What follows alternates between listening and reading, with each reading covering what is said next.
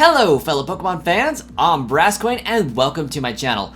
Pokemon Scarlet and Violet just came out, which means we have the lush, beautiful world of Paldea to explore and uncover, and many Pokemon to discover. Sprinkled in among those are a few legendaries you may have heard rumors about. It is a ruinous quartet as they come to be called in the game. They are Pokemon kind of like the opposite of the weather or element quartet that they have for Unova and now Sinnoh.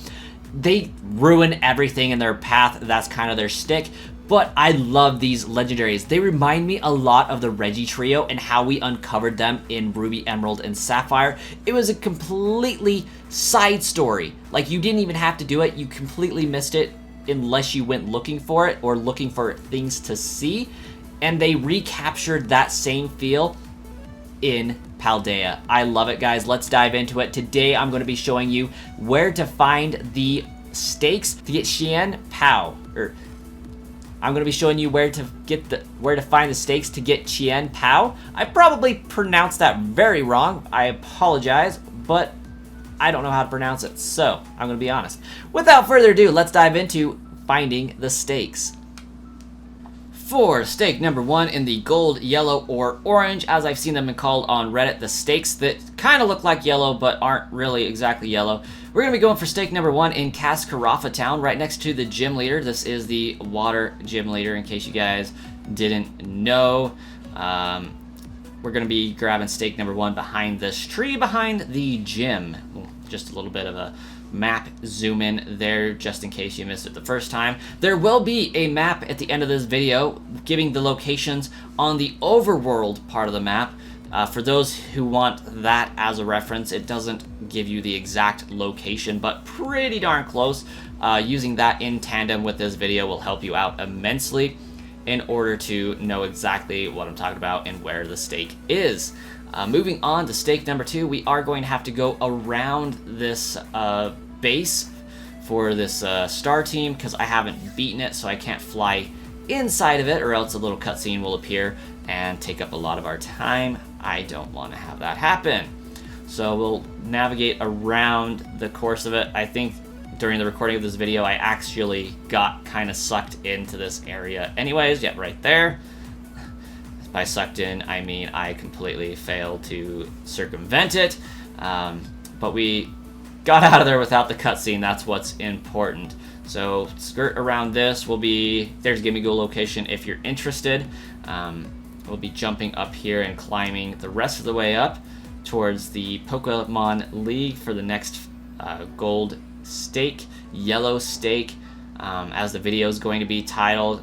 I think they picked a horrible color for this stake particularly, because it does look like gold, it does look like orange, and it looks like yellow. And if you happen to be colorblind, I apologize on behalf of Game Freak, because that's just rude.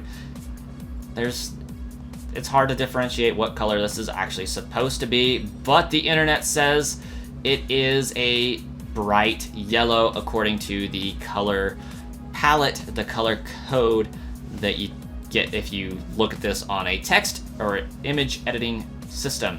But this is stake number 2, so let's grab that and move on to stake number 3, which is also pretty close to the Dark Team Star location. We're going to zoom in on it here, and there's that location. I didn't really show it very well, so hopefully you guys got the gist of it.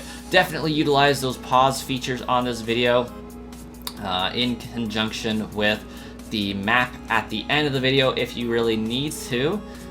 But we'll get a little bit of elevation here, and kind of got stuck there, so let's jump out of that and move on, get some more elevation, and pretty much as soon as we get to the top of this, we should see the location of the stake, but not exactly the stake itself. It's going to be directly in front of us, past that Tinkatuff, and there you can see it by that tree in front of the tower. So let's grab stake number 3 and move on to stake number 4 as soon as our cutscene is officially over. I did have a lot of fun finding these stakes. Some of them were extremely annoying and tedious. The purple ones, I was missing one by the Pokemon Center for the purple one forever. It's the last one I found. But yeah, I loved being able to find some of these right off the bat in my initial playthrough. I believe we're on stake number 4. It's going to be in this little grotto up here. I have the wrong location. Right there. Set that destination. Fly to the Pokemon Center for West Province Area 1. And we're going to go up by those windmills a little bit. This one's going to be like an island in the middle of land. I don't know exactly what that's called, but there's basically a plateau surrounded on all sides by a trail, which is surrounded by all sides by another ridge. So kind of like an eyed reef from Wind Waker, if you will. But we'll climb up here towards the windmills, get the elevation we need. In recording, I ran into a Mudbray right here, so editing jump inbound. Yep, there we go. And skipping that, here we have this little area that I've been describing here where you have this mound in the middle of a cliff face. We're going to jump down there, and this is going to be stake number 4. So we'll grab that. I don't know why I turned around, but we should be grabbing that now. There's a Gimmighoul in front of us if you're interested in the Gimmighoul locations. Like I said earlier, I will be doing a video on just those in the future. Kind of not as necessary as the stake videos, because once you find a few Gimmighoul locations, they do respawn, so you can travel around the world and collect them over and over and over and over again. This next one, I believe it's this little ledge right here. Once again, fly to West Province Area 1. And this one's close enough that we're just going to fly directly there. I mean, you probably could fly to the Pokemon Center, but I'm a little bit leery about the loading times for fast traveling and flying. I'm pretty sure this might actually end up being quicker. So we're going to just run down this trail here. And we'll veer off to the left in just a second. Should be up on this little ridge right to my left. Yep. So fly down here. You can see the stake already. We'll drop into that location and grab, I believe this one is stake number 5. So let's grab that one.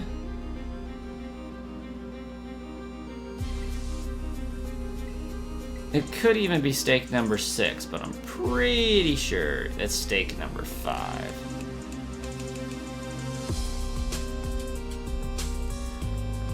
Okay, moving on, we're going to select this location right next to the leaking tower. So we'll fly to that location here in just a second. For some reason I closed out of my map before actually flying there. So let's get that location again. That is by the leaking tower, just for your reference. Leaking Tower of Paldea. So let's actually fly there. Good gosh, what is wrong with my recording right now? Alright, there's that fly.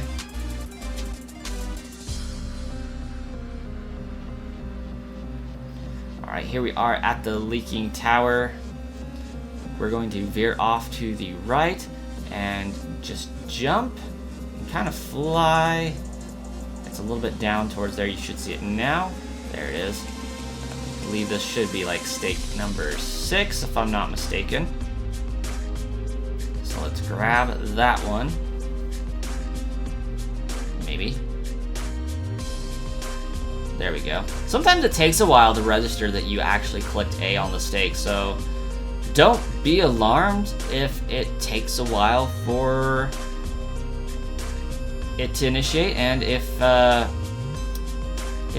The next one's gonna be over here, so we'll fly to that location. I mean, there's not really any fly points. It does take a little bit longer, so we are in fast forward mode, but we'll show you the path I take to get to it. I accidentally found this one, so yeah, it's a little bit an annoying location. I was looking for purple stakes when I found it. I was actually looking for purple stakes when I found most of these, because when I was initially doing these videos, I had no idea they were quadranted out. I thought that they were kind of random and sporadic at first. But yeah, like I said, when you grab these stakes, don't be surprised if it takes forever and you can't move. That means it's working.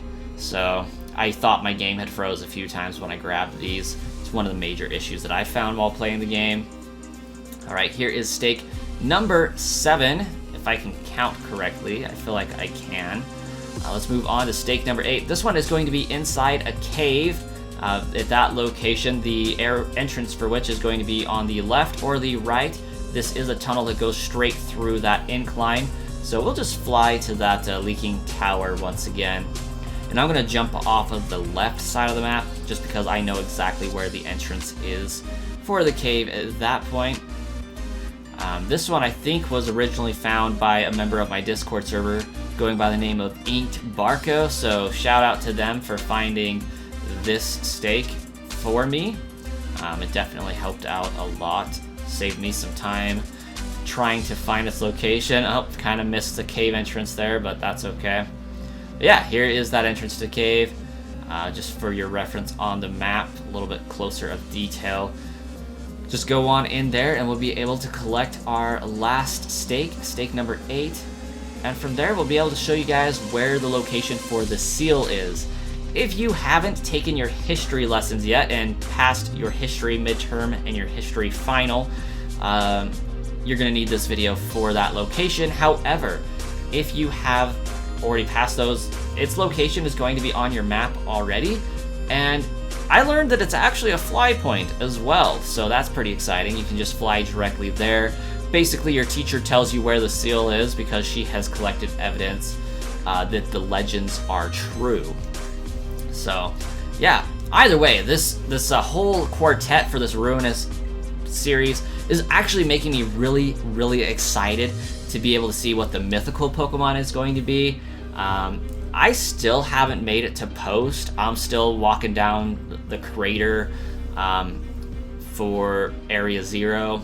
I've been preoccupied with making these videos because I feel like time is of the essence with these. But once again, we're going to fly back to that common Pokemon Center in West Province Area 1. And we're going to go all the way up and ignore the battle I just got in. Keep going up towards this location where Bombirdier is at. If I remember correctly, that's its location. And we're going to jump off the side here, and there is that seal. Let's pop it open and battle Chien Pao. Sorry, all these names. Very hard to pronounce, very hard to keep track of, especially when some are similar. Wu Xian, and then there's Chien Pao. I know I'm slaughtering those names, so I apologize for all of my native speakers of that language. I suck at it, but I love this one. This is actually one of my favorite of the Ruinous quartet. I believe Wu Xian is my favorite, but I love this little snow leopard lynx thing. Let's throw a Pokeball at it and then show you guys the map of all of the locations that you're going to find these pins at. Here's that map. Here, all the red dots are the locations for those pins, if this is of any help to you. So, thank you guys so much for watching, checking out the video. I do have guides for the other ones coming to my channel. I'll catch you guys in another video.